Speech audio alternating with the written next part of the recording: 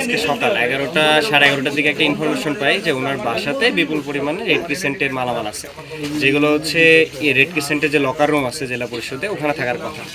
এই অভিযোগের ভিত্তিতে আমরা ওনাদের বাসাতে আসি, আমরা 4-5 জন সদস্য, এবং এটা আমরা পুলিশকে আর এনডিসি স্যারকে জানাই।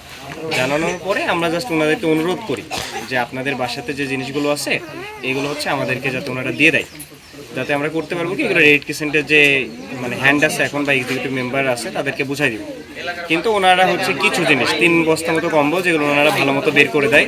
সোহাগ যার নামে অভিযোগ, সে আমরা আসার আগেই কোনোভাবে বাড়ি থেকে চলে যায় এবং আমরা তাকে ফোন দিলে সে আসতে চায় না। যখন তিনি আসতে চায় না, আমরা আধ ঘন্টা অপেক্ষা করার পর ওনার যে ওয়াইফ আছে উনি আর কি মালগুলো বের করে দেয় আমাদেরকে। 3 বস্তা বের করার পরে আমরা ওনাকে বলি যে হচ্ছে আমাদের অভিযোগ মতে আরও অনেক মালামাল আছে। যখন উনি ওগুলো বের করতে চায় না তখন আমরা হচ্ছে ইয়ে করি, থানাতে জানাই।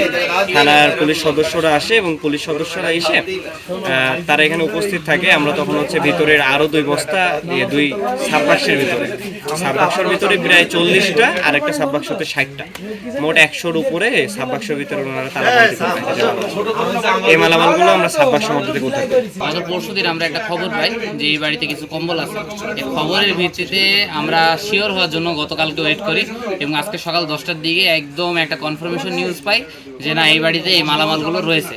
এই নিউজের ভিত্তিতে আমরা মেহেরপুর বৈষম্য বিরোধী ছাত্র আন্দোলন কমিটির অন্যান্য সদস্য এবং অন্যান্য আমাদের ছাত্র ভাইরা সবাই আমরা এই বাসায় আসি। বাসায় এসে বাসার মালিককে জানাই এই বিষয়।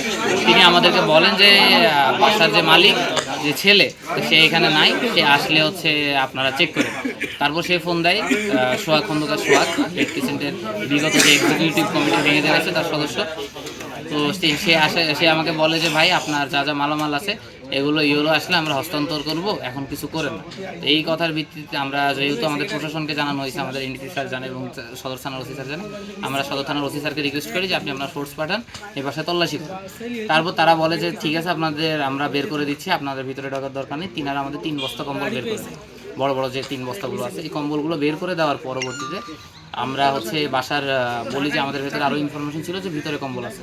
এই ইনফরমেশনের ভিত্তিতে আমরা বলি যে আপনার বাসার ভিতরে এই জায়গায় কম্বল আছে, আপনি আমাদের কম্বলগুলো বের করে দিবেন, তাহলে আমাদের জন্য সুবিধা।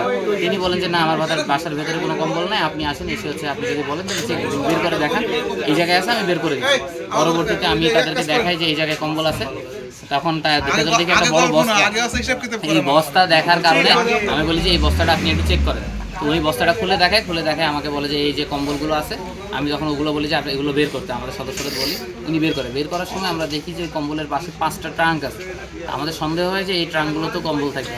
তখন আমাদের বলে যে একটা ট্রাঙ্কের চাবি আছে, ওই ট্রাঙ্কটা খুলবে। ট্রাঙ্কের ওপরে বিভিন্ন জিনিসপাতি ছিল। তো উনি সরানোর পর আমরা দেখি যে ট্রাঙ্ক থেকে প্রায় 40 পিস কম্বল পাই। তখন আমাদের সন্দেহ হয় যে বাকি 4টা ট্রাঙ্কেও থাকতে পারে। আমরা পরবর্তীতে 3টা ট্রাঙ্ক খোলাই, 3টা ট্রাঙ্কে থাকে না, একটা ট্রাঙ্কের চাবি বলে যে নাই। তখন বাড়ির সদস্যরা সেই ট্রাঙ্কটা খুলে দেয়। খুলে দেওয়ার পর আমরা ওই ট্রাঙ্ক থেকে প্রায় 68 পিস কম্বল পাই। দেখতে পাচ্ছেন এখন আনুমানিক প্রায় 300 পিস কম্বল এখানে আছে।